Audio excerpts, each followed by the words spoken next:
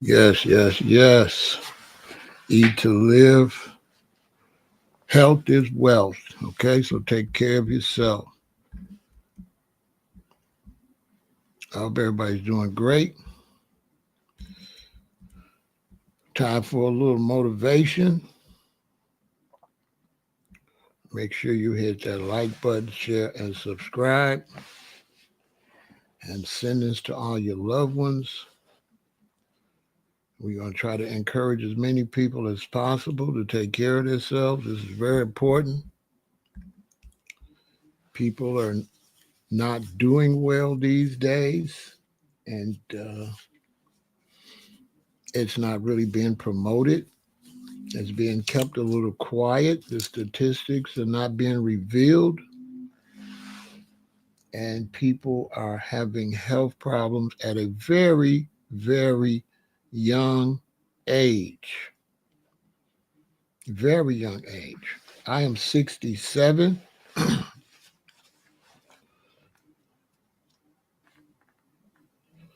In 8 months, I'll be 68. And I was born in 1958. So, growing up in the 60s and the 70s, people basically were healthier. I remember going to Alabama during the 60s and the 70s, and people lived a lot longer, were in much better shape. Lately, I've just been seeing a lot of people that are having serious, serious health issues in their 30s, 40s.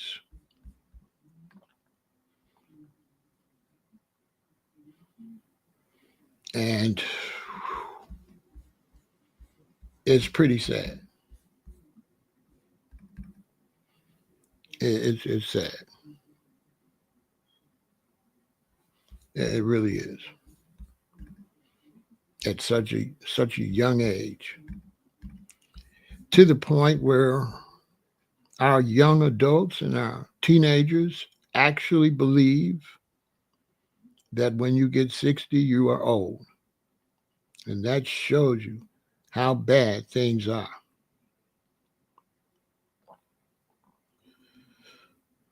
Things are pretty bad when you think 60 is old. I hear it all the time. And people believe 60 is old. But when you really look at the situation,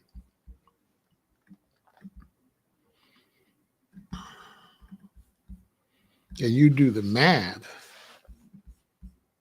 and you realize that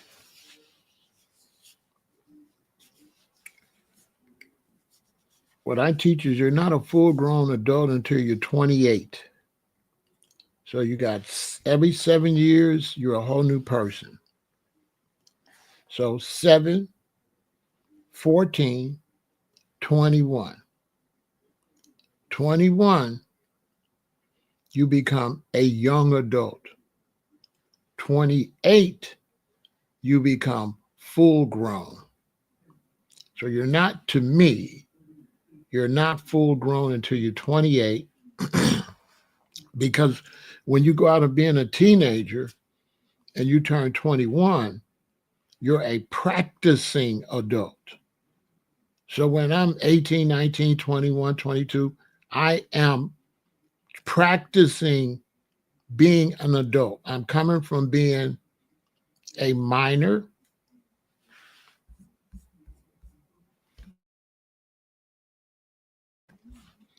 and now I'm practicing to be an adult, which on the side note, always remember that with your offspring, your children. Stop expecting your children to be adults when they turn 21 because they have to practice. And so now when you're 28, you've had 7 years to figure out what adult life is like. And now you're a full-grown adult. Now, I'm saying that because if you're a full-grown adult at 28, right, and you go 38, 48, 58, 68, how could you be old at 68? And the reason that we are beginning to teach that you're old in your late 50s and 60s is because we're getting sick earlier, and we also have excluded and eliminated the term and the concept of middle age. So you don't hear middle age anymore. You're just young and old. No, people. You're young, you're middle age, and then you're old. Right? So people say, well, which one are you? I am middle age, about to be old. I will not be old until I get 70. Okay? 70 is old. And then you're trying to live from 70 to 100. That's 30 years. You can't be old from 50 to 100. You can't be old for 50 years. Okay? When you take 100 and you split it by 3, you're going to get 33. So you're going to get 33, 33 to 66, 66 to 100. Okay? But the reason I don't count 66 to 100 as old is because you don't really get involved in life, and you kind of like a little bitty baby, which is like less than young, an infant. I mean, I don't consider them young like that, right? You're just born. So in terms of life, I like to count from a younger age. And I like to determine from old backwards. And so just in terms of life, I don't consider you old. You're not middle age until you're 40. So this is what I teach. 40, around 40, you're middle age. 40 to 70, middle age. Then the rest is old age.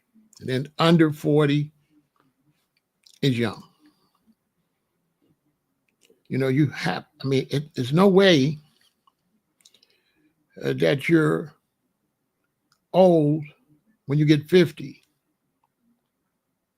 That's too early to be old. Think about it. I'm 67. 50 was 17 years ago. I couldn't have been old since 50. 50 is basically middle age. And if you exercise, you're not overweight, you're taking care of yourself, at 50, you feel great. I mean, you feel excellent. I mean, at 40 something, I was going to the park and beating my stepson and my son in basketball. And they was in high school. They was juniors and seniors. And I was doing them dirty. And I didn't feel myself aging, because you can feel yourself aging. I didn't really feel myself aging until about somewhere in the 60s. But it really didn't feel like old yet. But you can tell it's middle age. You're working towards the end of middle age. And so I think considering yourself old too early is speeding up your mental concept of death. Right? So he says, I'm be turning 27 soon. And if you think you're old at 27, how is your mentality going to keep you alive? How are you going to stay alive with that mentality? Now look at this, kid. Watch this. I'm going to show you some reference points to help you all out, okay? This is my great grandmother. She lived 117 years. She lived at 117 years. So how can 27 be old? You're not even middle age yet.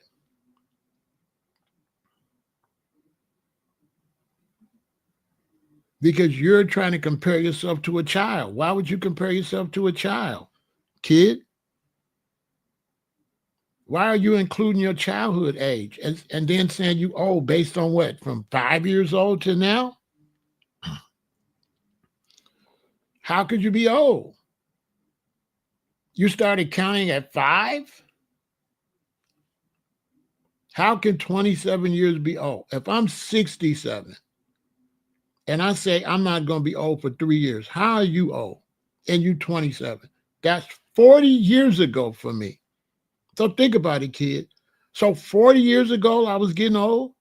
How was I getting old 40 years ago?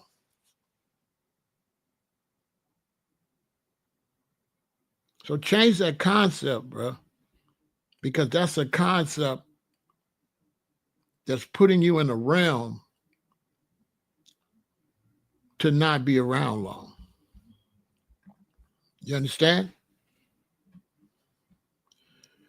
Good to see you, Jordan. Everybody hit that like button, share, subscribe. Support the channel. We appreciate your support. Get those likes up. And let's build up the subscriptions over here on this new channel I got, and let's get this channel rocking by winter. Let's have it rocking over here, and let's try to encourage as many people to come over here as possible. So do not have the old concept. It's unhealthy. You're basically brainwashing yourself to pass away early. Now, you have to put things in the air, right? You have to put things in the air in order to be able to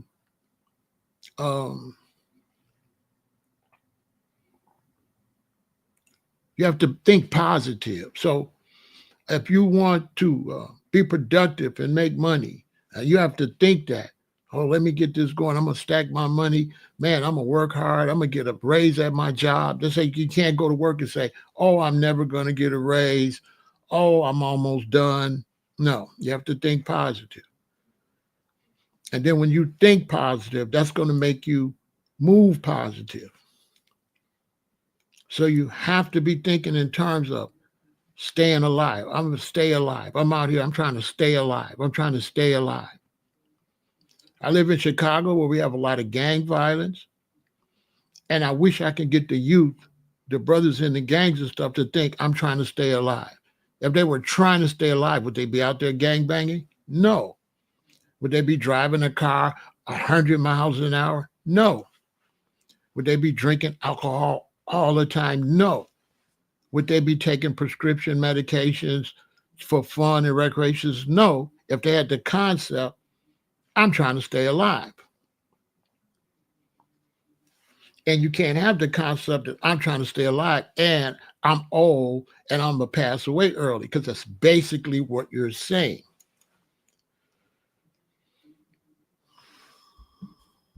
So we want to clean that up. And so the food's gotten worse. This is my great grandmother on my mother's side. She lived to be 117. And her son, my grandfather, only lived in his 90s. And then my mother only lived into her 70s. So you can see everything declining. But my mother,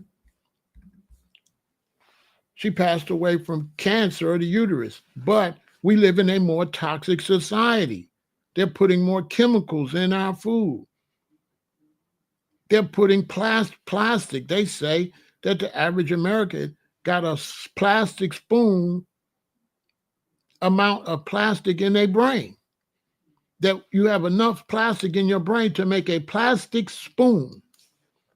So when you start thinking on terms of, I'm trying to stay alive, then you start investigating what you need to do to stay alive. So you have to work to get good grades in grade school, high school, college. You have to work to make it on the basketball team. You have to work to make it on the football team. You have to work to raise a family and make a marriage survive. And you have to work to stay alive. It used to be a time we didn't have to work to stay alive because we lived in nature and we was gatherers. We weren't hunters. And we gathered berries and fruit, and that's how we lived. And over time, as we built this Babylon system and highways and roads and pollution and planes, now we're fighting against pollution. We're fighting against polluted water, polluted food, polluted air, polluted products. So we have to fight to stay alive. Don't give up. And your generation could start making the amount of time we live, y'all can make it go back up. But you got to lose weight. You got to exercise. You got to consume lots of fruits and vegetables so you can reverse. We don't want it to keep going down like that. I don't want my children to pass away at 50 and I'm 67. And I look up and my son, my son have a stroke in 52, 55, my daughter.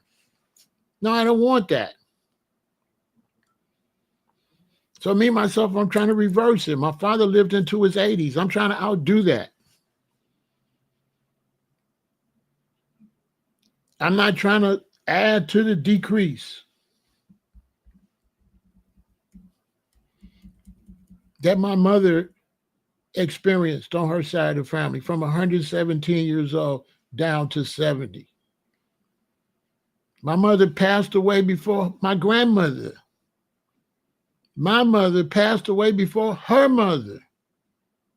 That's not cool. And it was really sad because my grandmother was in a place, a caretaker place where my mother brought her from Detroit and brought her down here where my mother could keep her eye on her. And my mother passed away. And I went to see my grandmother, and my grandmother was really old. And she said, "How Bessie doing?" I couldn't tell her that my mother passed away. It would have killed her. I had to lie. I said, "She's doing good, Granny."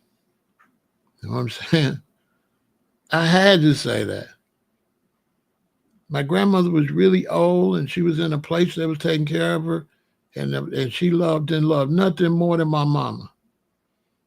She had 2 children. She had 3. The boy, he got hit by a car and killed or unalived.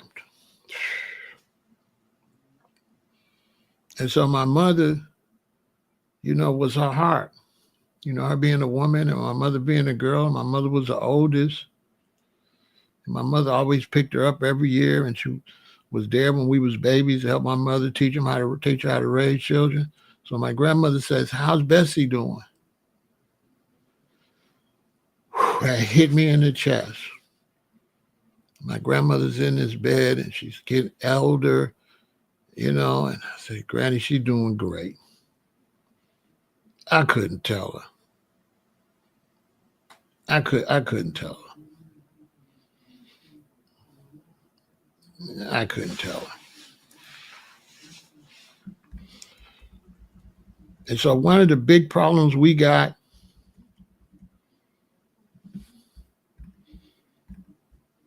today is stroke. Stroke, the amount of strokes and heart attacks, y'all, is unbelievable. And so this is Stroke Awareness Month. And I wanted to come and try to save as many people as I possibly could. That's the purpose of this channel, Vegan Intel. We're trying to get people to go back to nature as much as they possibly can. If we can get you to go plant-based vegan, great. If we can't, if we could just get you to just consume more fruits and vegetables, just to cut some of the artificial flavors, artificial coloring, preservatives. If we can get you to do that so that your taste buds will come back to life, because the artificial flavors and artificial coloring has ruined your taste buds. And so now you're adapted to a certain taste that really doesn't taste as good as you think it tastes, because you was raised as a baby. And time again, you see young children, 3 years old, 4 years old, and now they outside and their mama start taking them to McDonald's for the first time. And they get their baby a little Coca-Cola, they get them a burger and some fries. And the baby will not eat the burger. When you look back there, all the baby's eating is the fries and drinking the drink. And mommy have to say, eat your burger, eat your burger, eat your burger. So they get to eating on the burger. And after a few months, the baby eat burgers, love burgers. But they've been programmed to eat the burger. But if you took some food and you put that burger on a plate and you put some grapes and some strawberries, the baby gonna eat the grapes and the strawberries. The baby ain't gonna eat that burger. That baby gonna eat them grapes because they juicy and they sweet and they taste good. It's natural candy, healthy candy. That's what fruit is. Healthy candy given to you by the earth. The healthiest candy ever. So we're trying to bring back fruit bowls. Fruit bowls, we're trying to bring them back. Part of you all's tradition, all of you Americans, all of you people, especially in the United States, I can't speak for Africa and Europe, but in the United States, I don't care what race you are, a part of tradition of your family is a fruit bowl on the kitchen table, which is no more. And on these fruit bowls, the bottom of the fruit bowl was full with nuts, walnuts, pecans in the shell, walnuts, pecans, Brazilian nuts that stayed a long time. And then your family, when they go shopping, they would put the fruit in the bowl. Tangerines, oranges, apples, pears, nectarines, peaches, bananas. And the children would, you would eat that fruit like you was crazy.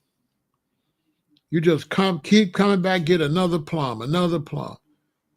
At about 7 years old, you're going to run through 2 to 3 plums before you know it. You're going to get a plum, you're going to eat it, then you're going to run down there and get another one. So after about, and it was me and my sister, 2 children. So after about, when that fruit bowl got all that fruit, after about 3 days, that fruit gone. And then it'd be the nuts in there and the nutcracker. We're going to bring that back. We're going to bring back fruit bowls on the table in the kitchen. And we're going to bring back seeded fruit. We're going to bring back grapes with seeds in them. Because the seeded grapes do not taste as good. The grapes with no seeds do not taste as good as the grapes with seeds. And so stroke is rampant. And some of the factors is a lack of regular exercise, unhealthy eating, high blood pressure, type 2 diabetes, and high cholesterol. Now, if you notice something, it's really only two things: lack of exercise and unhealthy eating. Because the high blood pressure comes from the lack of exercise and unhealthy eating. The type 2 diabetes comes from lack of exercise and unhealthy eating. The high cholesterol comes from a lack of exercise and unhealthy eating. So those last three really shouldn't be on there. Because if you do the first two, you ain't going to have the last three. So these are not really 5 different things. Y'all peep that? This is not accurate because the last 3 are a result of the first 2. Without unhealthy eating and lack of exercise, you ain't going to have no high blood pressure. You're not going to have type 2 diabetes. You're not going to have high cholesterol. Fruit don't give you high cholesterol. High cholesterol coming from eating all this butter and cheese and eggs. All the stuff that's gooey and not natural.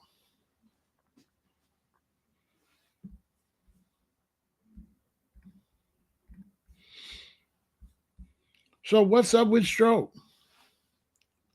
Strokes, often called brain attacks. Listen, do you know, until I just read this, I never heard of that before. I prepare my lives right before I do it. So I'm actually learning more while I'm talking to my audience. I never knew that strokes were called brain attacks. Just let that sink in. So we have heart attacks and brain attacks. That's crazy. So strokes, often called brain attacks, oh man, that's just really deep, occur when blood flow to the brain is disrupted, leading to tissue damage. The main cause are either a blockage of a blood vessel, that is ischemic stroke, or a rupture of a blood vessel, which is hemorrhagic stroke, like how you hemorrhage. High blood pressure is a major risk factor for both types. Other causes include heart conditions, smoking, and diabetes. And so basically, your blood flow doesn't flow.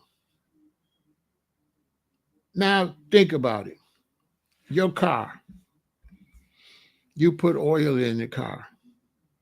If you don't change the oil gets sludgy, right? And it'll ruin your engine. Okay. Same for your blood. If you eat the wrong things and your blood got to carry it, your blood going to get sludgy because you're not eating things that help the blood run. Fruits and vegetables help the blood run, but you're eating a bunch of stuffy stuff, a bunch of bread with a whole bunch of stuff in it. a whole bunch of cheese, a whole bunch of meat. And the problem with the meat is the meat have fat. The meat is an animal. Meat is thick. So you're not going to get a lot of moisture out of meat. And so when you eat a hamburger, you're getting no moisture. At one time, the only moisture we would get from a hamburger was all the lettuce and tomatoes and stuff when they used to make it back in the day would add some moisture, but it's still mostly dry food. And dry food is not healthy. But they won't tell it to you clear and straight like that. Cheese is dry. Eggs is dry. Meat is dry. Bread is dry.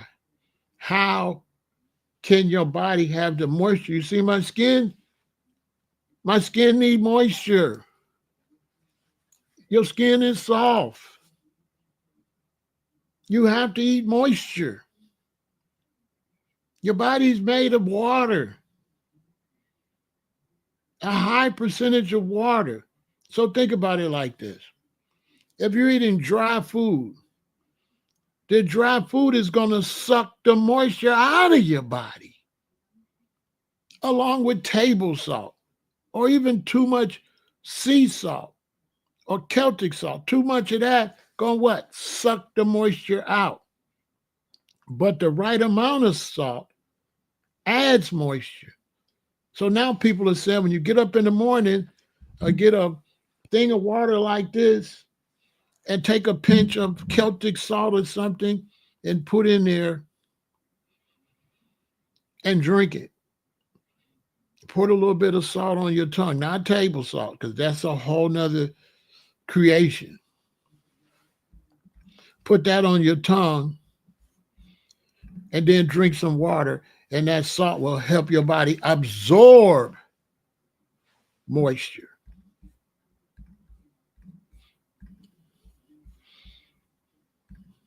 Okay. Now let me see if I have a picture of the salt that I would recommend for you to take.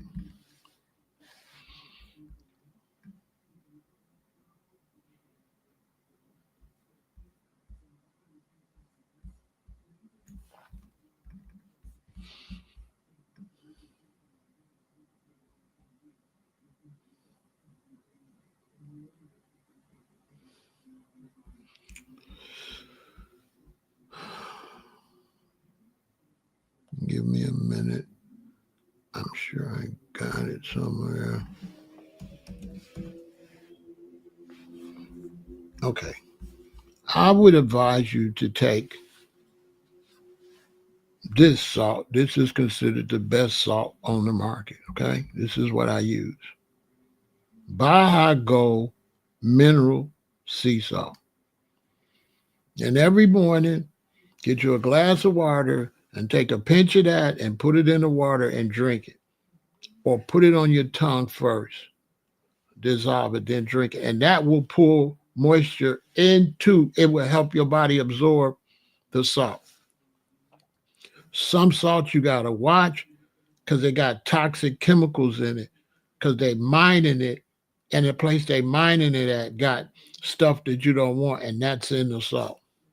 So this is one of the cleanest salt, is the cleanest salt according to a lot of experts. So go ahead. And what I like about this salt is wet. You know that? When you open the bag, it's got like a moisture. It's crazy. It's moist. It's not really dry. So order this Baja Gold salt. Baja Gold Mineral Sea Salt. Order that, okay? Order that. Put a pinch on your tongue when you get up in the morning. Wait till it dissolves and then drink some water and make sure your water is clean. Try to get away from plastic bottles and stuff like that. That's a whole nother video. You understand? Save some money. Stop throwing your money away and save some money and go ahead and get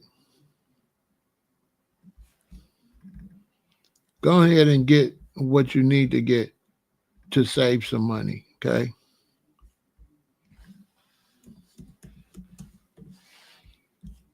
Go and get what you need to get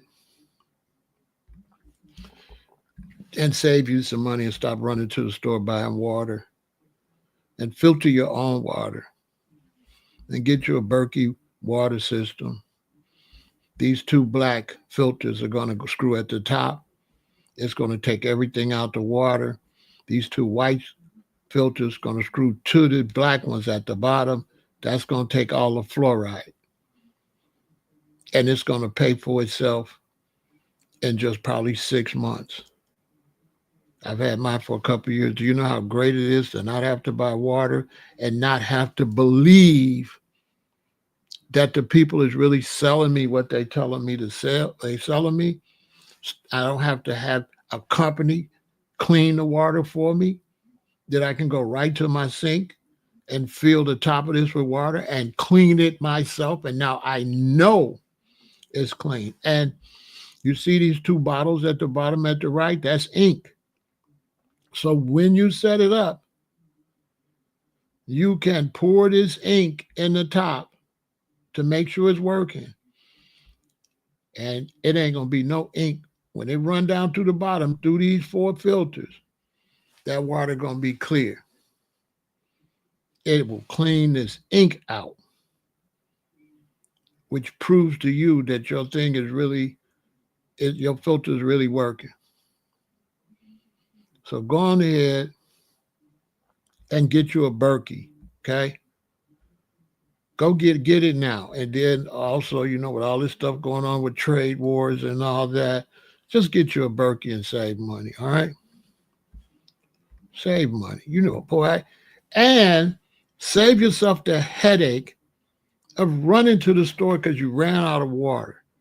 You already did your shopping, but now you done ran out of water, and now you got to leave out the house just to go get some water. You know how many times I had to go just to get some water? Oh, man, that's horrible. So, strokes, often called brain attacks, occur when blood flow to the brain is disrupted, leading to tissue damage. The main causes are either a blockage of a blood vessel or a rupture of a blood vessel. High blood pressure is a major risk factor for both types. Other causes include heart conditions, smoking, and diabetes. Symptoms of a stroke. Stroke occurs when blood flow to the brain is interrupted, causing the brain cells to die.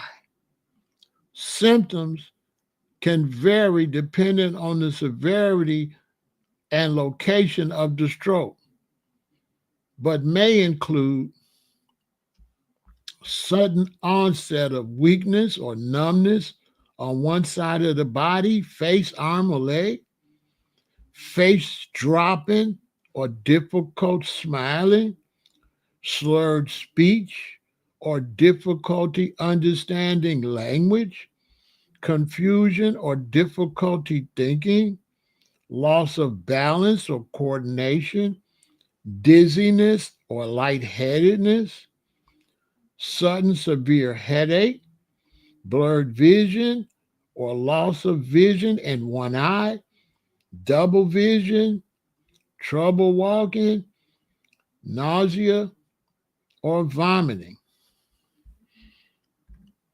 Okay? Other symptoms: chest pain, shortness of breath, fatigue, and seizures. So look, when you start to get dizzy or lightheadedness, because that could be the most earliest symptom, go to the doctor and get your blood pressure checked. Okay? On top of that, right? Keep up with your blood pressure.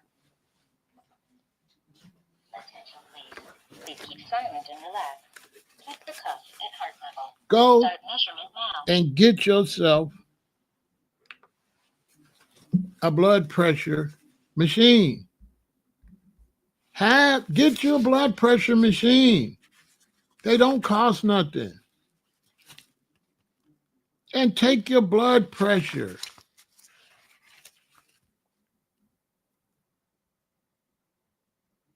And make sure you keep your arm up and take your blood pressure and take it like 3 times to make sure the machine is reading right, and also to give yourself time to relax, because sometimes the read is not going to be right because you're going to be a little nervous taking it, or you're going to be the rush to sit down. So get you a blood pressure machine. Every now and then I check my blood pressure myself. Okay? Attention, please. Please keep silent and relax. Keep the cuff at heart level. Start now. You understand? So get your blood pressure machine. It's 2025. We have the ability now to do some of these checkups on our own. Right? You say, that's why I take cayenne pepper shots. Yeah, you're 100% correct. Cayenne pepper is good. Cayenne pepper is really good to help the blood pressure, to keep the blood flowing. To keep the blood flowing and kind of clean you up a little bit. So the cayenne will kind of clean you up. It'll kind of clean you up a little bit. You know what I'm saying? Helps burn off some of the bad stuff. Cayenne pepper's got a certain nutritional value too, right? So that's a great idea. You know what I'm saying? But get your blood pressure machine and check your blood pressure, right? And always remember, when it comes to your health, you can't trust the TV or the internet, because anytime people make money from food, they're going to do what they need to do to make the money.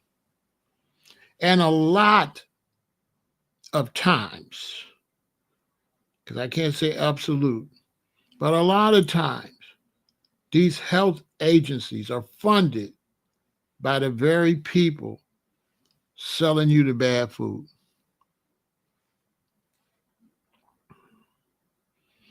And so this is why the plant-based, whole food, plant-based vegan movement, we had to start having our own health fairs, where you go to a health seminars and health fairs. You know why? Because when you go to the typical health display or fair, well, all of the people out there with their booths for health, you ain't going to see no prevention. Every booth is going to be surgery booths, liposuction, surgery. I'm telling you, medicine. Nothing is going to be prevention. Everything is going to be to help you out after you're already sick. I'm telling you. They specialize in helping you out after the fact of the matter, and they make a lot of money from that. So a lot of the medical industry will lose money if you take care of yourself. We live especially in America, we live in a country where sickness is big money. It's $1 trillion industry.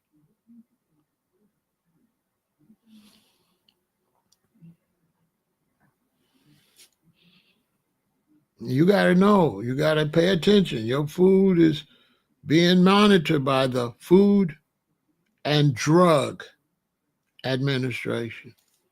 And the Food and Drug Administration is involved with the drugs needed for the pigs and the cows and the chickens to not get sick. And if it wasn't for these drugs, you wouldn't be able to eat that stuff. Okay? And so there's different types of stroke, right? It's atherosclerosis. That's plaque built up in the arteries and it narrows them, potentially blocking blood flow, which shows you a lot of stuff is getting in your blood and it's gooey and your blood's trying to carry it and then it's sticking to the walls and it's making the arteries with less and less room for the blood to travel. Because you see, your blood carries this stuff. They don't tell you that. That stuff gets into your blood. This is why people that use drugs, the drugs is in their blood.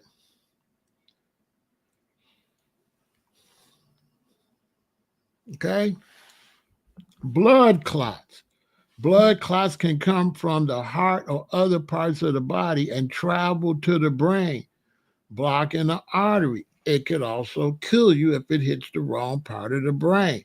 Why do you got blood clots? Because you're eating things that are clotting the blood. You're not eating raspberries. You're not eating strawberries. You're not eating beets. You're not putting cayenne pepper on your food. Your food is not conducive to your body. They are selling you food based on getting full, your stomach feeling full, and based on taste with artificial stuff. They're not selling food based on nutritional value and health. They're not selling you that. Cerebral thrombosis. A clot develops within an artery in the brain. Carotid artery narrowing. Narrowing of the arteries in the neck can reduce blood flow to the brain. Heart conditions. Atrial fibrillation, a heart rhythm problem, can increase the risk of blood clots and stroke. Then you got hemorrhagic stroke. High blood pressure weakens blood vessel walls, making them prone to rupture. They could just bust. Aneurysm, weaken areas in the blood vessel walls that can balloon and rupture. So the blood vessels just swell up and just bust. Arteriovenous malformations, abnormal connections between arteries and veins that can rupture. This is when you be hemorrhaging and have these hemorrhagic strokes. Cerebral amyloid angiopathy, a condition where amyloid protein builds up in the blood vessel walls, causing them to weaken. Well, where are you getting this protein? Now let's look that up.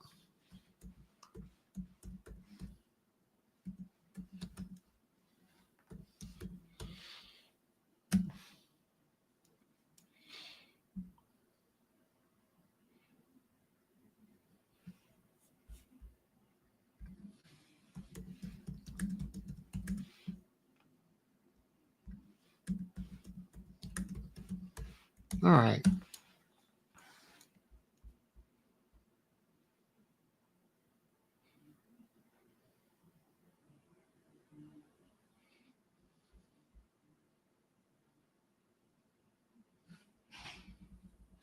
All right. See, they won't tell us. See? They won't tell us.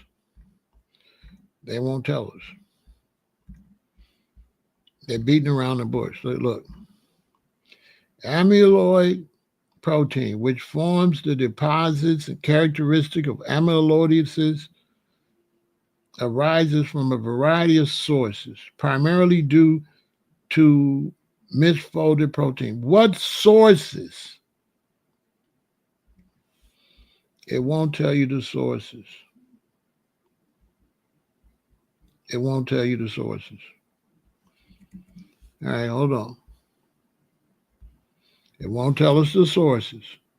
You see the games they play?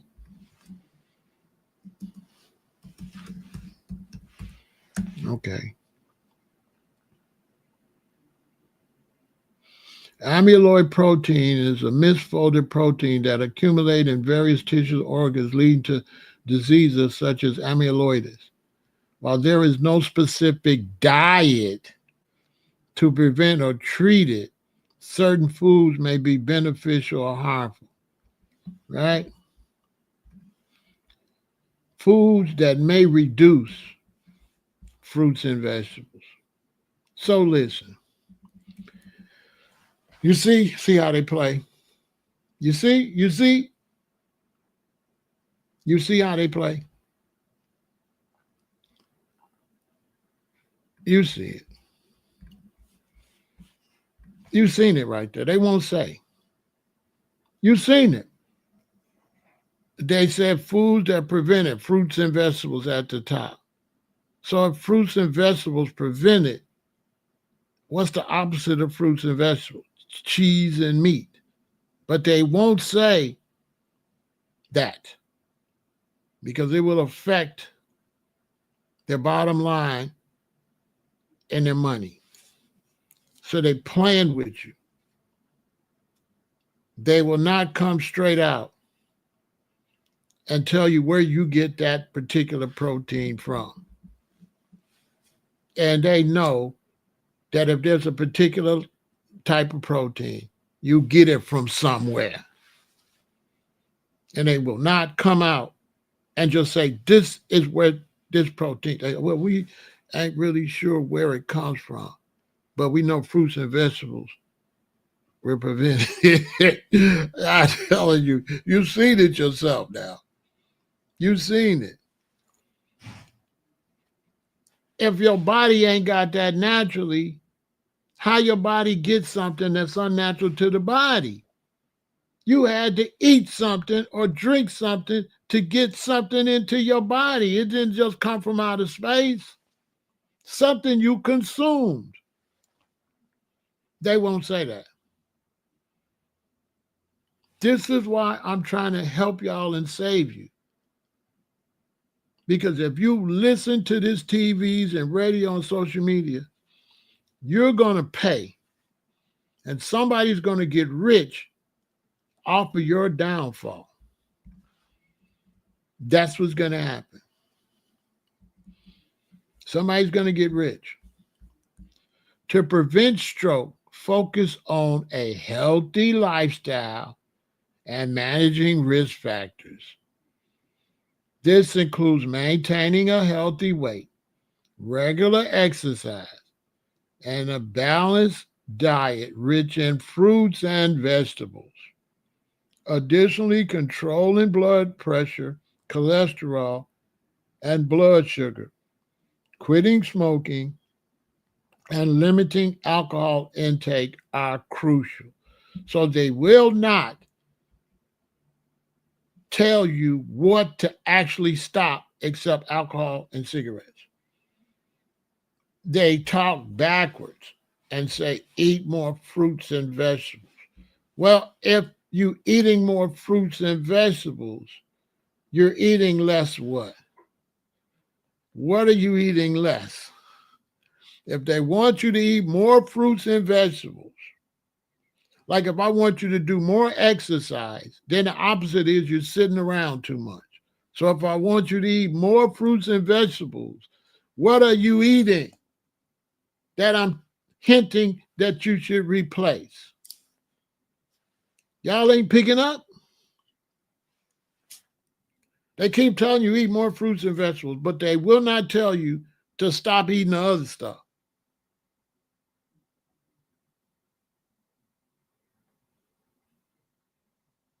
They'll tell you to stop drinking and smoking because they know you're addicted to that and you can't.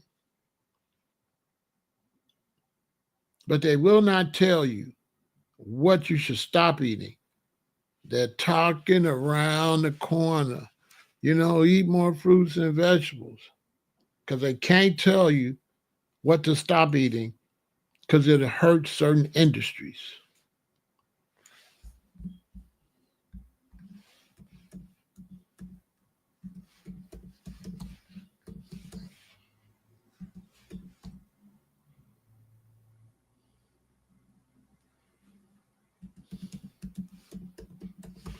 Okay?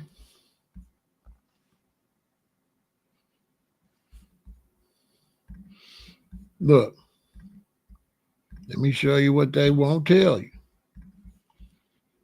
What they really afraid of. What it say right there?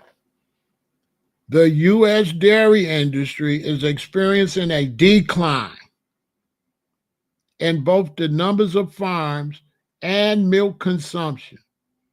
This is due to a combination of factors, including economical pressures on farmers, changing consumer preferences, and competition from plant-based milk alternatives.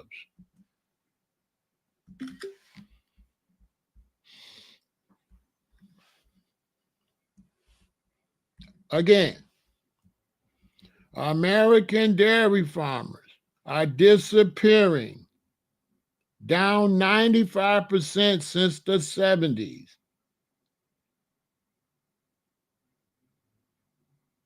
You know why?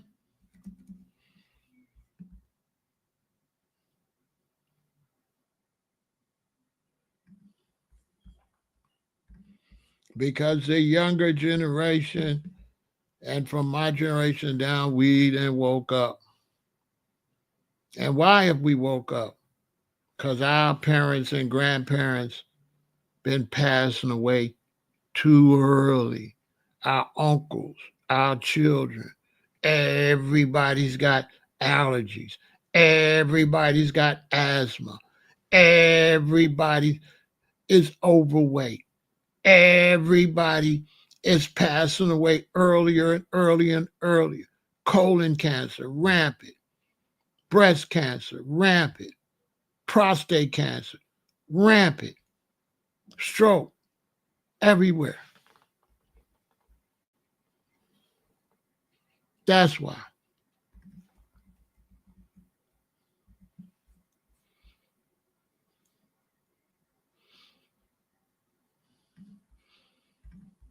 That's why.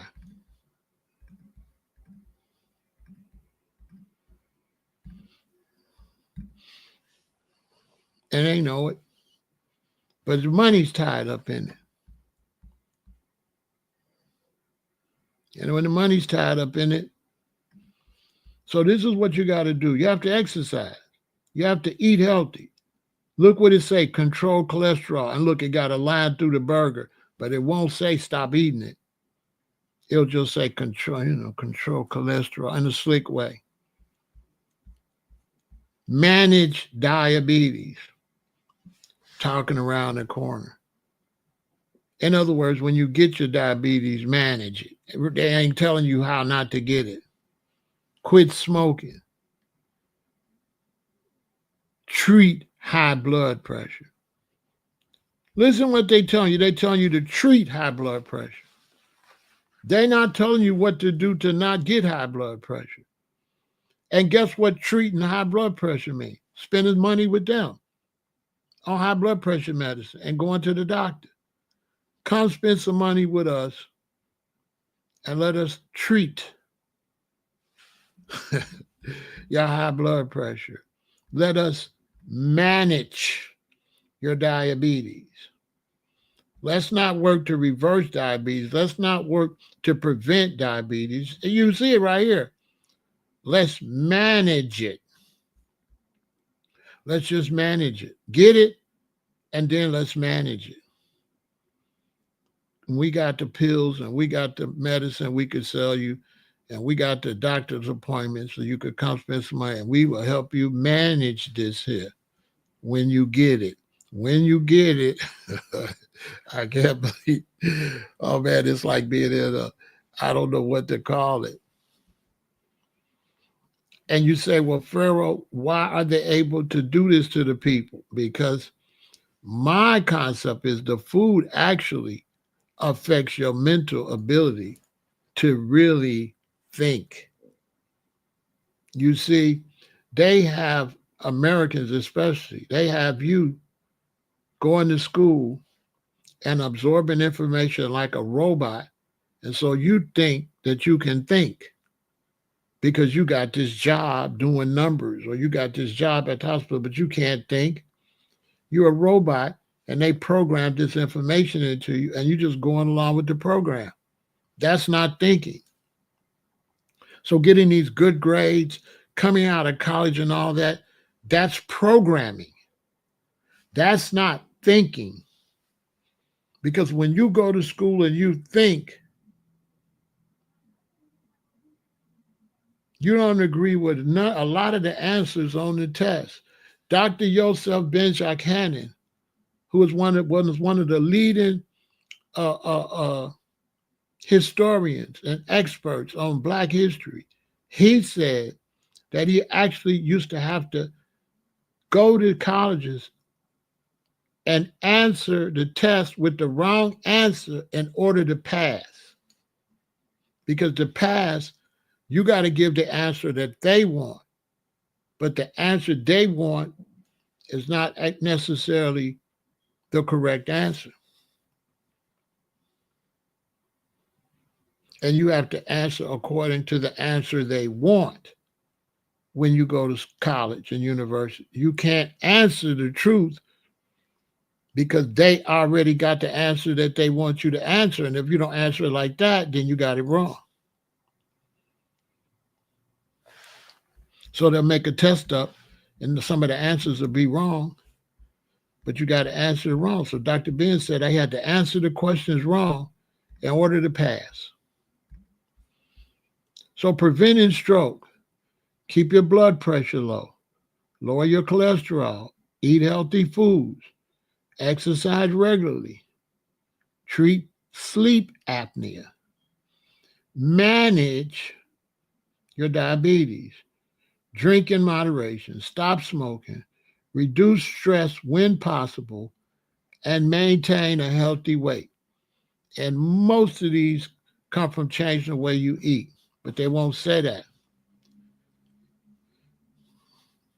They won't. They double talking. They say eat healthy. If you eat healthy, you're already gonna maintain a healthy weight. If you eat healthy, you're already gonna reduce stress. If you eat healthy, you're already gonna be managing your diabetes. If you eat healthy, you won't have sleep apnea.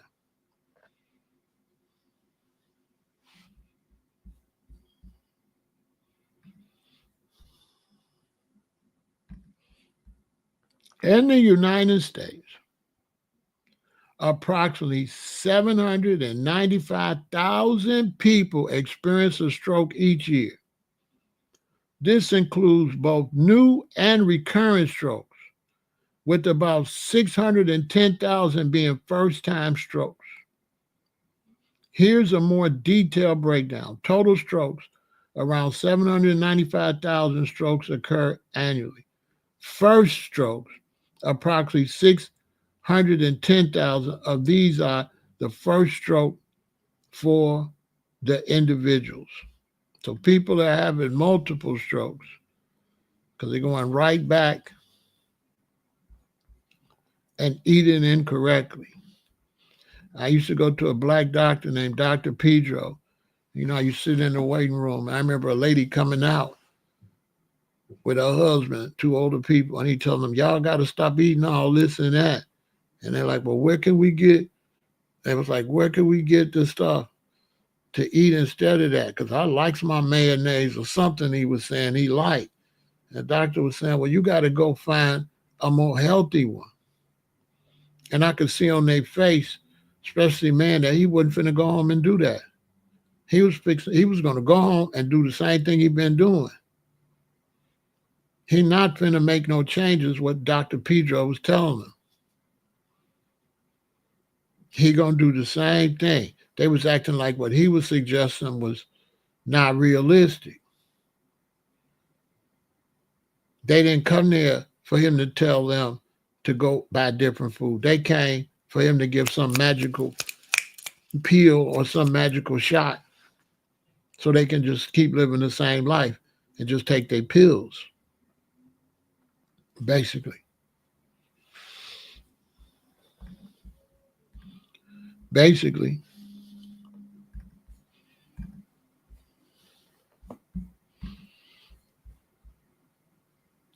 And so my advice to you all is, you're going to have to make some changes.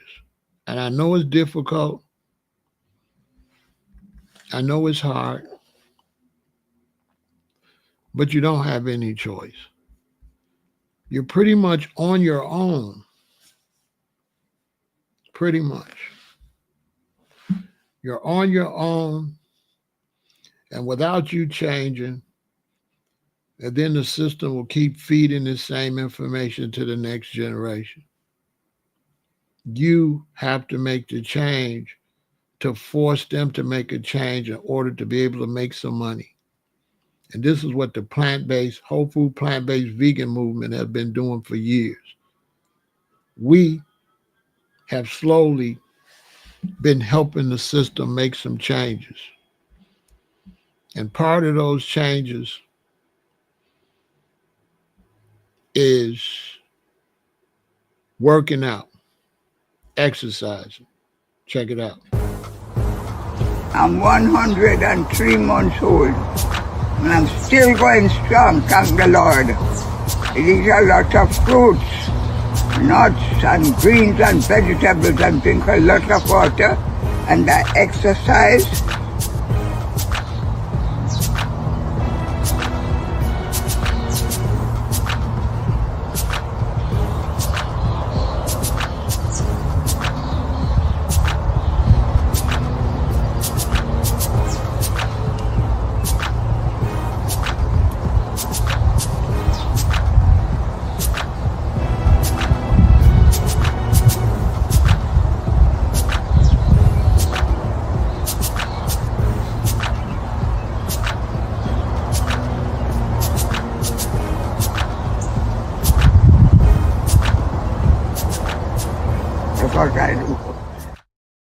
Now look what FaceTime said. He said facts. My brother had a mild stroke last year at 56 years old. Lost a classmate this year. She had 2 strokes and was 46 years old. I bet that was a big wake-up call, wasn't it, FaceTime? Sometimes that's how we get the wake-up calls. At my age,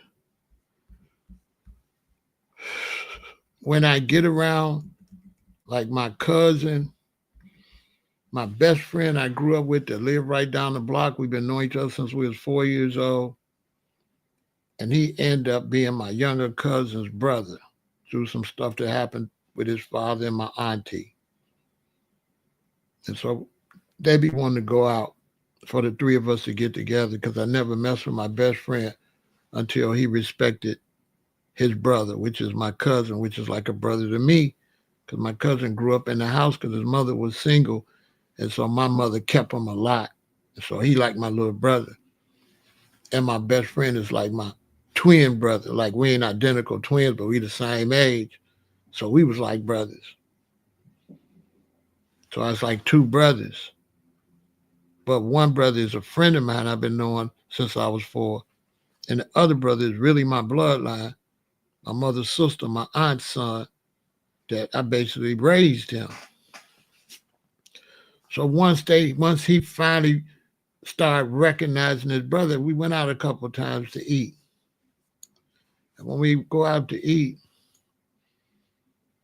I'm talking to my friend I grew up with from 4 years old, since 1962. I had to stop asking about people. Because when I asked him, how's so-and-so doing? He's like, oh, she been passed away. Oh, wow. I'm like, wait a little while, and I'll be thinking about, so yeah, how's so-and-so doing? Oh, he been passed away. What? And then even him, when we got through eating one time and got up, he couldn't stand up. He my age. He couldn't hardly stand up. He couldn't hardly walk. One time his pants leg came up and he had these big old veins like something was wrong with his legs. It was horrible looking. And he done had 2 surgeries since the last time we went out to eat for, I don't know. My cousin probably know. And so many of my classmates and my friends are gone or really overweight or really, really sick. There's probably hardly nobody my age group that's not on pharmaceuticals. Seriously. I kid you all not. So I'm really trying to help people. Some people think we out to convert people. We're not out to convert people. We really out to help you. It's a plant-based lifestyle. It's something that Black Americans was doing 70% anyway. Your great-grandparents and grandparents and stuff, they used to eat a lot of fruit. When I would go visit my grandfather in Alabama, we only ate breakfast and supper or whatever. In the middle of the day, they would get a watermelon cut for the children. We ate watermelon for lunch. When I grew up, we ate so many peaches, so many plums, so many nectarines. We ate fruit like you wouldn't believe it. Not only fruit, the meals that Black Americans used to cook have changed. Black Americans didn't eat mac and cheese. That's fairly new. That's like from the 80s. In the 60s, Black Americans didn't eat mac and cheese. These are facts. Black Americans didn't eat mac and cheese. Black Americans ate a lot of corn on the cob, string beans, sweet potatoes, collard greens, mustard greens, cabbage, black-eyed peas. Black Americans ate a lot of that. And a lot of fruit, All the grapes had seeds in it. We ate the purple grapes. We ate the green grapes. A lot. Not a little, a lot. We ate a lot of fruit. Fruit was a constant purchase when your parents went to the store. Constant. Black Americans, you don't eat fruit like that anymore.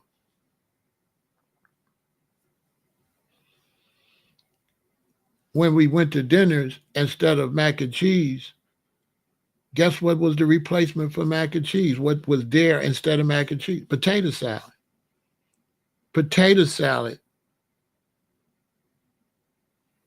was where mac and cheese is now. But potato salad was something that could make you sick if it's not prepared and stored right. So that's why that faded out. Because when my mother used to be taking us to some function of the family, uncle or something, she would tell us, don't eat the potato salad. That was like a quiet thing. You didn't eat nobody else's potato salad unless it was your grandmother, somebody you knew. But you didn't eat other family members that you really, because, you know, you didn't really know them like that. I mean, you knew them, your daddy, uncle and stuff, but you didn't really, they would never be around as much as grandma. Grandma would come live with you a lot of times to help mama raise the children. So you know what granny, how she could cook. But it was a whole big thing about potato salad. You didn't eat nobody's potato salad. Because potato salad used to make people extremely sick. You know what I'm saying? Potato salad used to make people sick. You say you got a coworker that had a stroke at work last year. I know, bro. It's space time. It's so bad. It's so bad. It really is. It's so bad, bro. I kid you not. But the amount of money involved in it, they can't afford to tell you.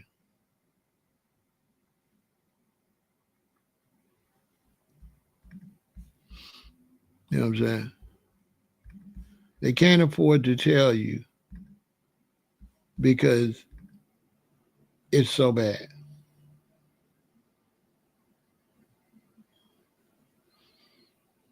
So they can't afford to tell you how bad it is because the amount of money they would lose if they did.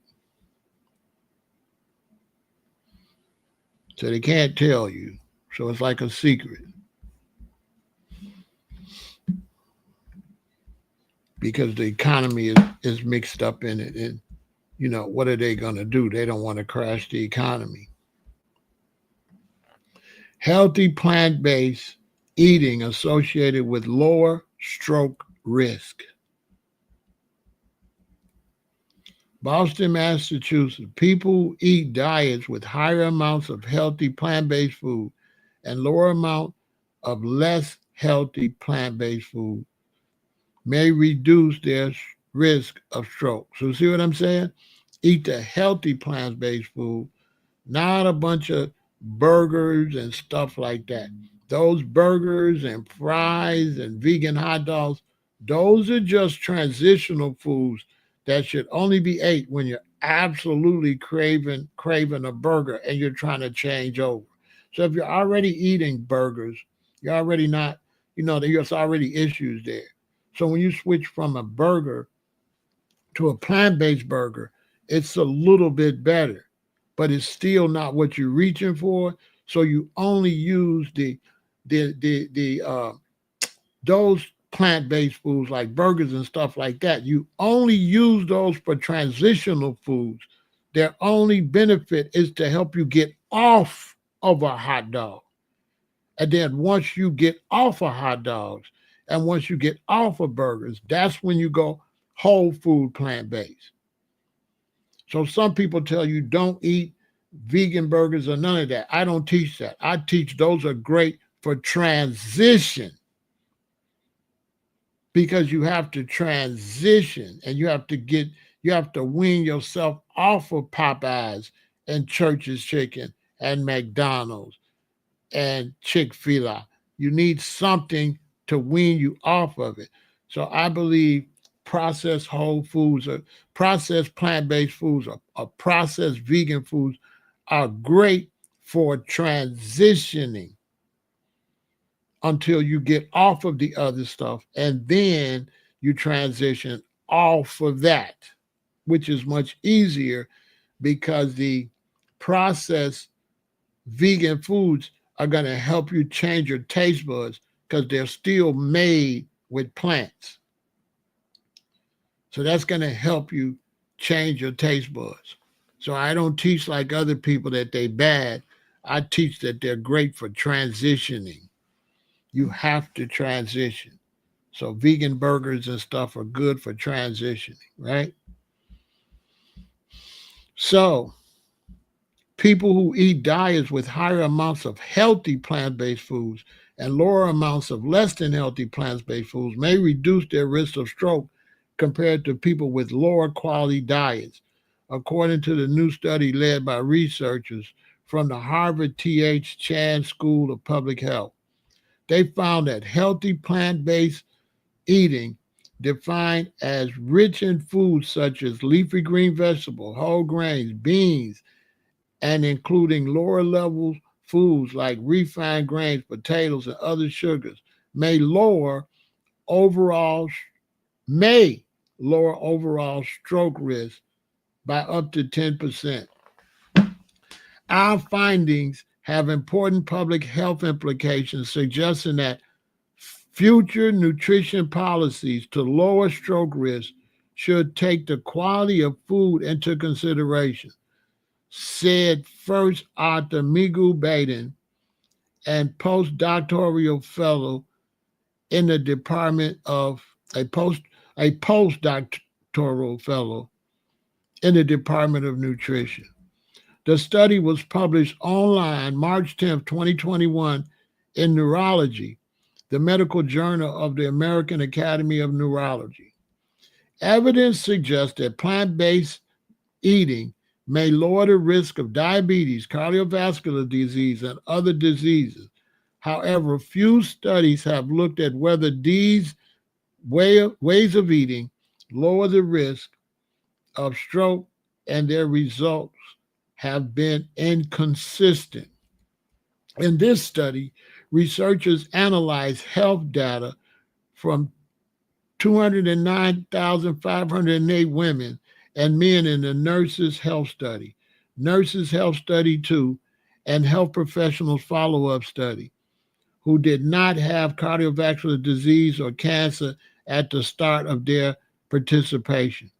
They were followed for more than 25 years and completed diet questionnaires every 2 or 4 years.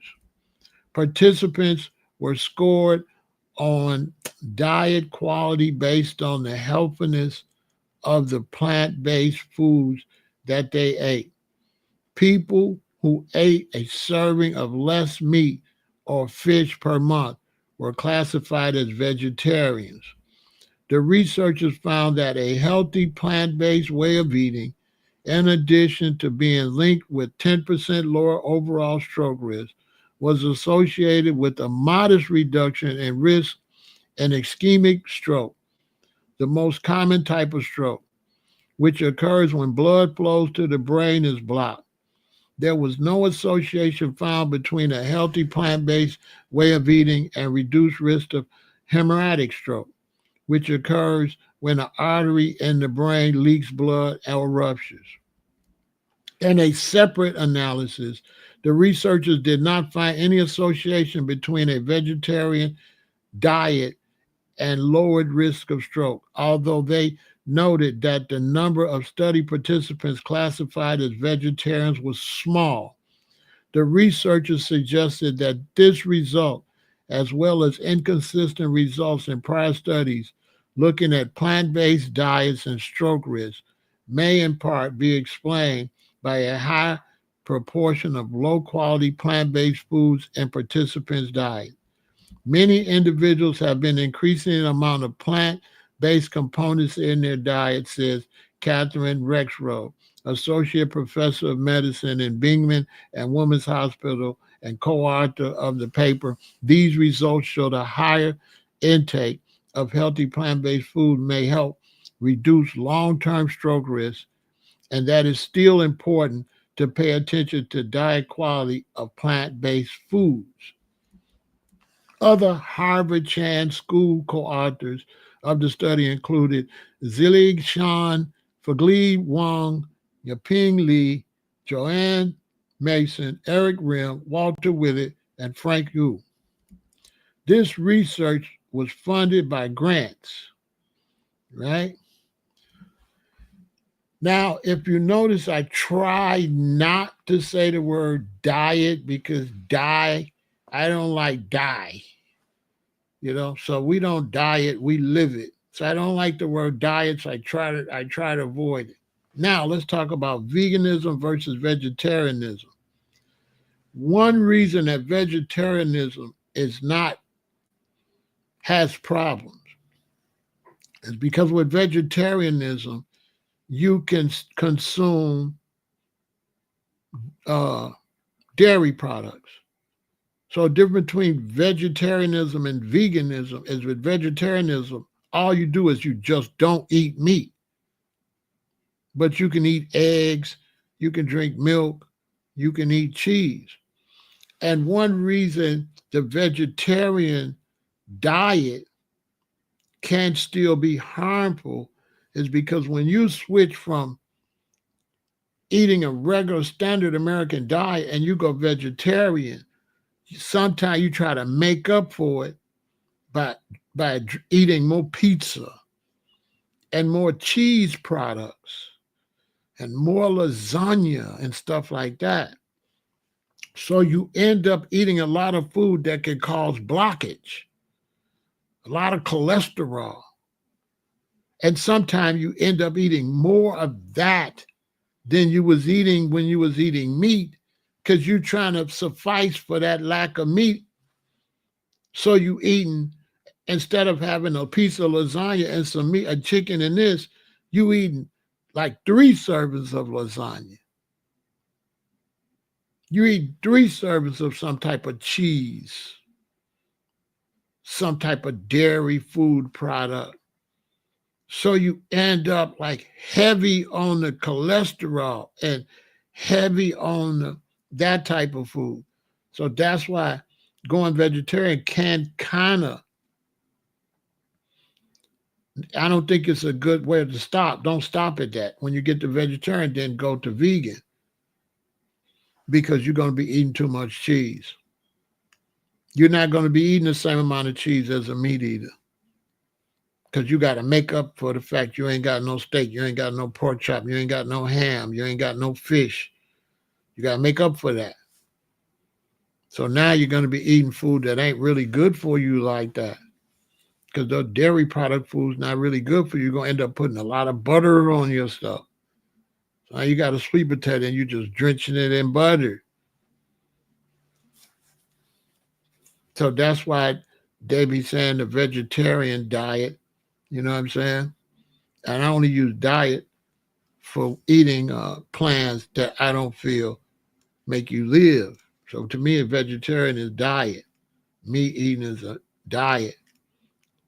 The standard American diet.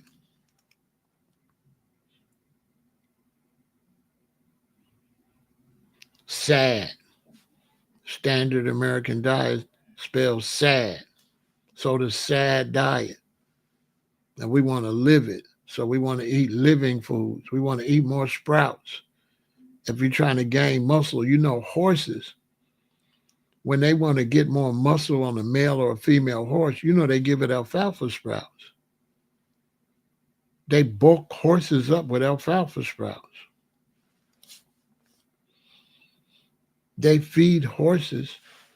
Horses don't eat meat. Gorillas don't eat meat. And so they have totally brainwashed our people about eating.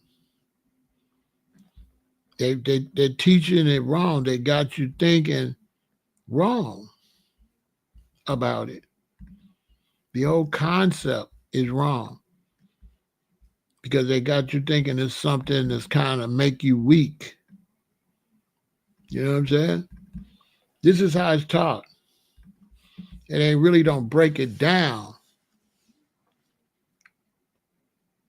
when they tell you to bulk up, you got to eat beef, when the beef don't eat beef. This animal don't eat meat. So why is it so strong?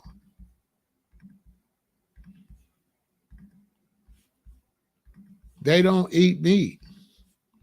So the idea I got to eat them to get protein when they didn't have to eat themselves to get protein is absolutely ridiculous. But this is, you know, of course, they got to do what they got to do to sell their products. So I can't hate on them. But the biggest, strongest animals are plant-based. And they don't want to teach you that. They want you to think that you're plant-based, you're going to be all weak. How? How? How does plant-based equal weak when the strongest animals are plant-based? And these are facts. The biggest, strongest animals are plant-based. Lions run from from elephants. They have to attack an elephant. It takes 6 lions. Look, he does not consume animals. He's one of the strongest creatures on the whole planet. No animals.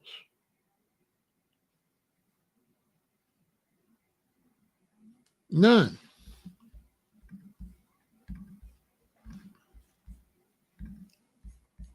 So you have to look at this based on your own. He's 100% right. Alfalfa sprouts and avocado.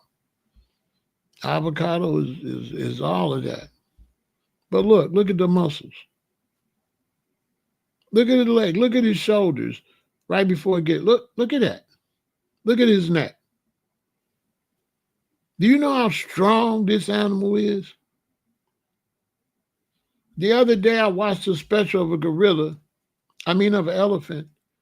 And the elephant, they said this elephant, and I watched the clip, and they say, oh, this elephant trying to knock the branch off a tree so it can eat the leaves. So this is what they were saying. Oh, watch, this elephant's trying to knock that branch off the tree. But the elephant knocked the whole tree down.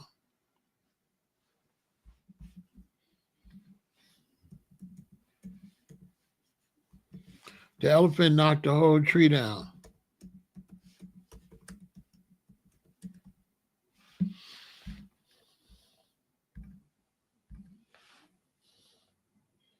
The whole tree. Knocked it down.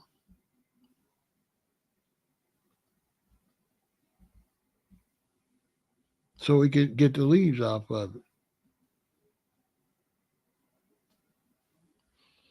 They do it all the time. They push the whole tree on the ground.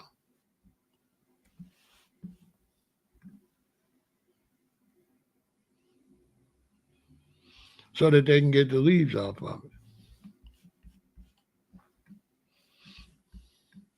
This is the type of strength we're talking about. Now you got to remember that your body is moisture. This is the main thing you got to remember. Your body is moist. And your body survives off of moisture. Your body doesn't do well under dryness. So if you live somewhere where it gets a little cold and you have to turn the heat on, make sure you get a humidifier, especially if you got children. Make sure you get a humidifier and put it in the hallway between your room and the children's room. And leave their door cracked while they sleep. So that air won't be so dry.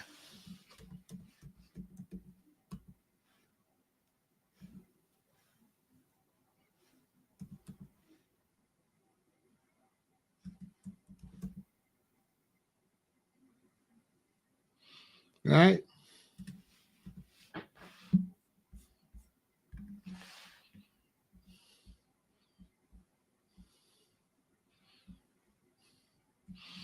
So make sure you get something to put some humidity in the air because our bodies are moist.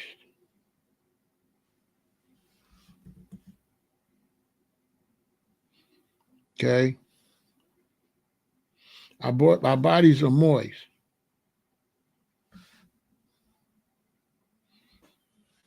So make sure you get a humidifier and get the one that gets certain settings in it where you can change it from humidifier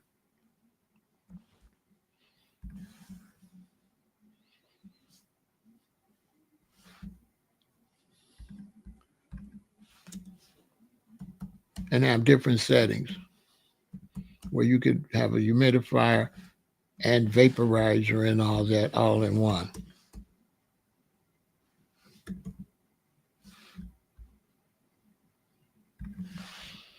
Okay, so they got humidifiers that do both things.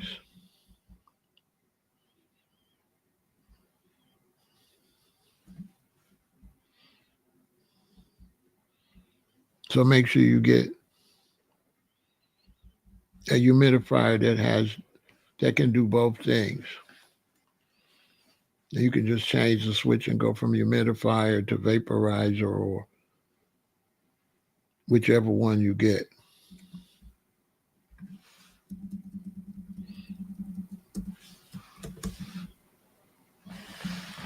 Right. So make sure you get one that has both settings.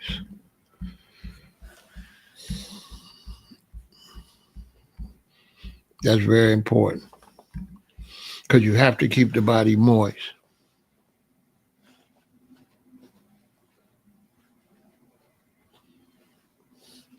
You 100% making a lot of sense. You understand? So let's take a break and then we're going to finish this conversation. But you got to take care of yourself. Check it out. I've been diagnosed with kidney failure, so it's been pretty tough for the last 3 months. Shit, I'm not able to work. Got me on dialysis. Got me on restriction on how much water to drink. It's been tough. But I'm keeping my faith. I'm out here walking right now this morning, trying to get this weight off of me, keep my spirit going. You know, got dialysis tomorrow. Just trying to keep my faith, and I just want to give everybody an update on my health. And I just want to let everybody know, do not ignore the signs. If your body's telling you something, go see your doctor. I went too long, I ignored the signs. Now I'm paying for it. But God is good. He's gonna restore my health. I'm working on it with him. He got me believing in myself. I'm just to change everything around, reverse this cycle, get this high blood pressure, this diabetes off of me, this weight. I'm already down like 30 pounds in the last 3 months. Of this dialysis and eating right and change your life. It's a new journey. And make sure you change before you get to that point. Don't wait till you get to the point that the brother's at. Don't do that. Change before then. Okay? Don't wait. Don't wait. Don't wait.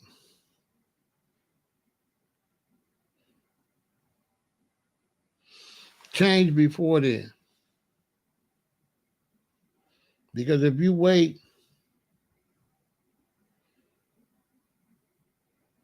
you know, it's not going to go away.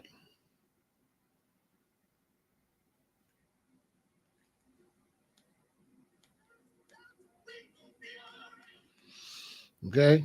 So change.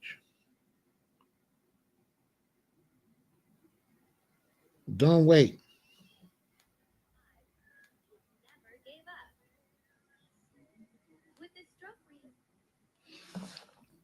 Don't wait.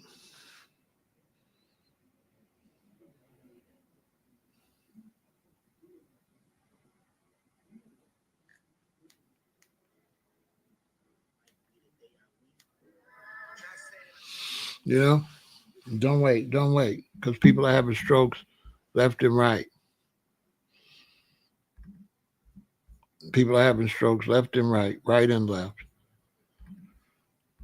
You don't want to see the numbers. The numbers are crazy. The numbers are absolutely crazy.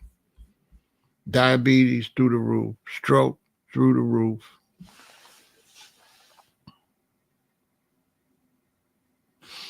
See? Even human-made machinery need moisture and lubricant like oil. Some be eating bread and fried meat, hard for the body. 100% correct, Krilla. You know what I mean? You have to have moisture, moisturizer, moisture. Okay? And you want to raise your children and make sure that their taste buds are acclimated to eat fruits. Okay? You want to raise your children like that, So it'd be natural from you. You don't want to be giving them all that candy and all that fake sweets. You want to give them real sweets. There's different types of sugars, and some sugars are bad, and some sugars are good for you.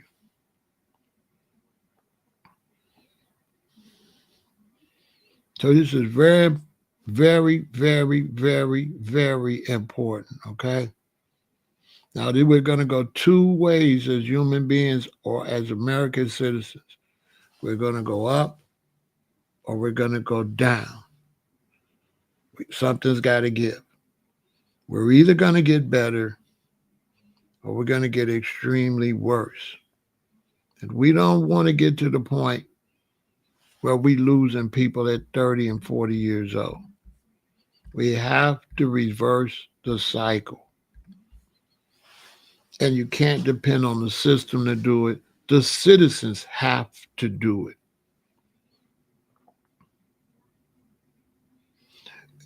I can speak for Black Americans that a lot of Black Americans are taking sickness like it's a part of life. They trying to say God called you.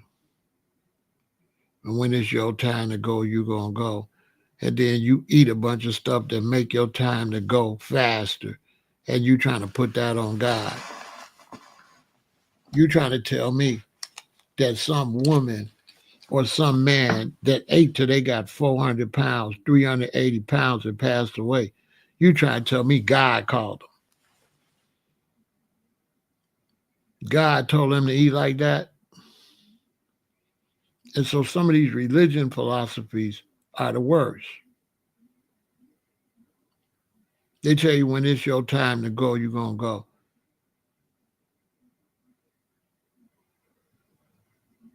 So now if you get in a car, you drive 100 miles an hour, have a car accident, you trying to say it was your time to go. When if you wouldn't have been driving 100 miles an hour, you wouldn't have went nowhere. So some of these religious ideologies about God and when it's time to die, we all got to get rid of that foolishness. Because there ain't no God in the world that's going to say it's your time to die and have a robber shoot you and murder you. God ain't going. So you trying to tell me God participated in that? What kind of, come on. It's time now to put your life in your own hands and stop making excuses for making yourself sick like this.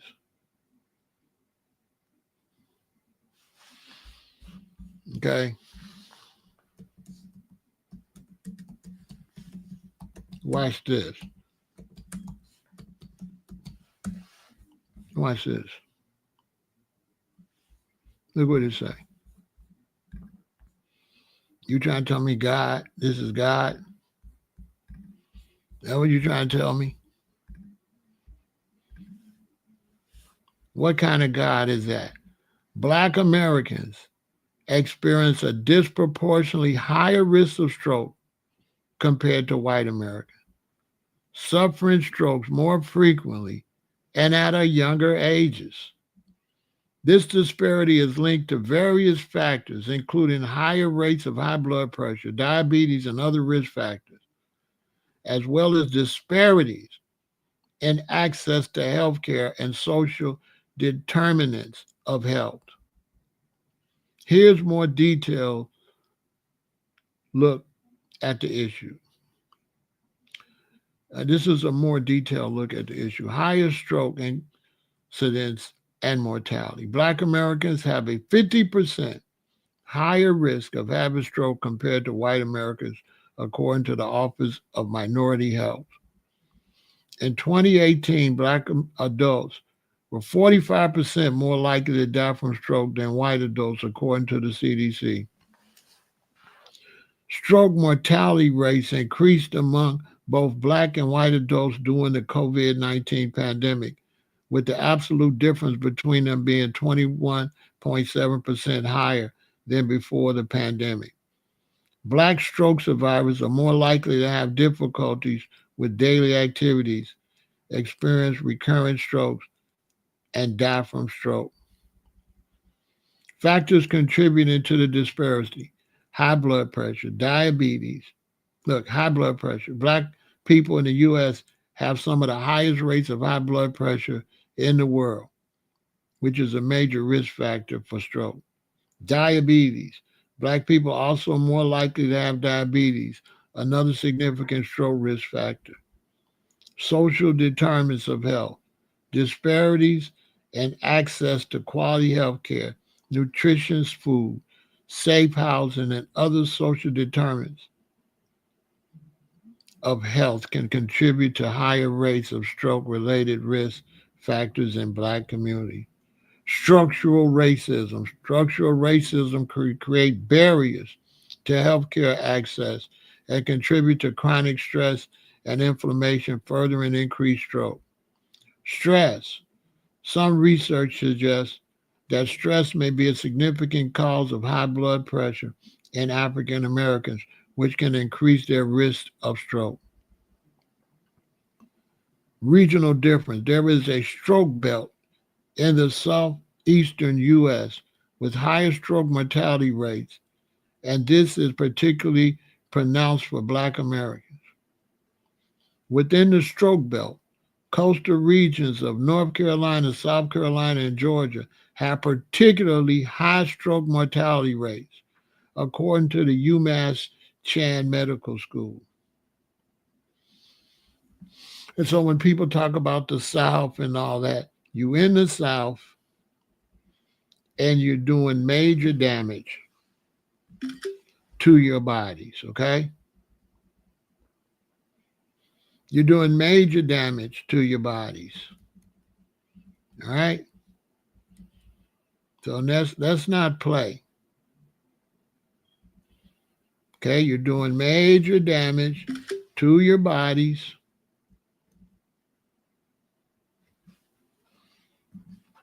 Because you're not eating correctly. All right? And so this month is based on stroke awareness.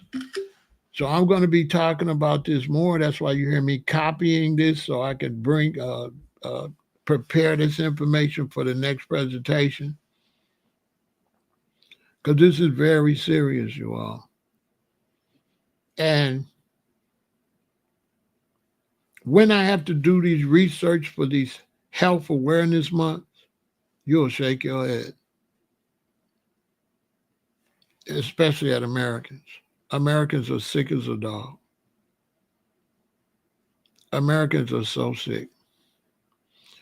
And the medical profession is making a lot of money off the sickness, but we losing money on the back end because the amount of money that Americans are spending for health care, the amount of Americans that can't go to work, the amount of Americans that, lose their jobs because they're sick, the amount of Americans that's losing their homes because they can't work and they're sick. It's not balancing out.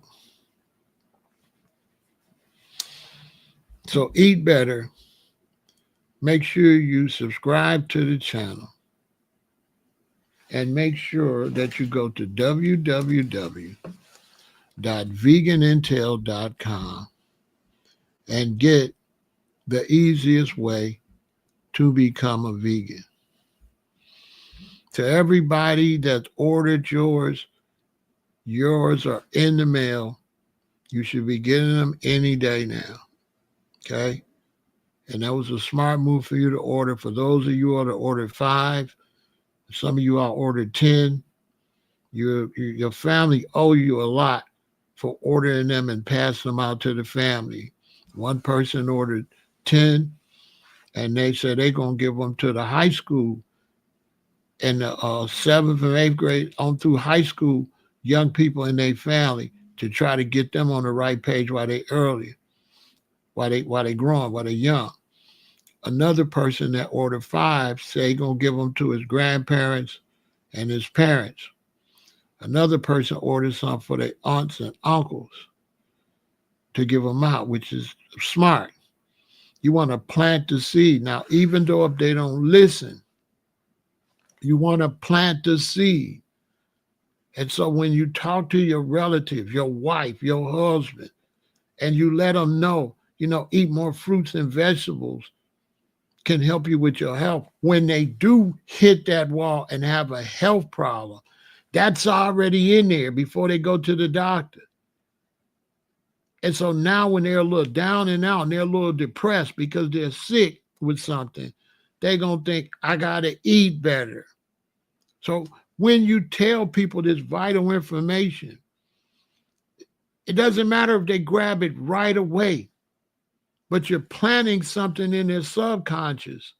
So when they do have something, and you're like a rock in their life, a stability for them to have something to lean back on. And they're able to say, you know what? My wife keep telling me, or you know what? My daughter keep telling me, or you know what? My grandchild keep telling me. My niece, my nephew keep telling me. I'm going to try with that. I'm going to try that. I'm going to try that. So that they won't be to a situation where now they find out they have an illness and they just in the dark. You've already planted that seed. They might not read it. They might just take it and throw it down somewhere. When they get sick, they see it on the dresser and they say, let me read through this. And I'm telling you, this is the best way, period. This is the number one way to eat better because it allows you to take steps. And as you're taking the steps, you're already getting better. You're already getting better as you're taking the steps. So you got to eat better and you have to exercise. Eating better is just half of it. You have to exercise. You have to go to the gym. You can't just eat better. That's not going to get it. All right, so I appreciate you all watching. Support the channel, right? And eat better, take care of yourself, and go to www.veganintel and get the easiest way to become a vegan. I appreciate your support. And like and share and subscribe to the channel and send this to your relatives. Take the link, send it to them. If they don't watch it, at least you did your job. Okay? And get in shape. Work out, all right? All right, V is for victory and for vegan. 1.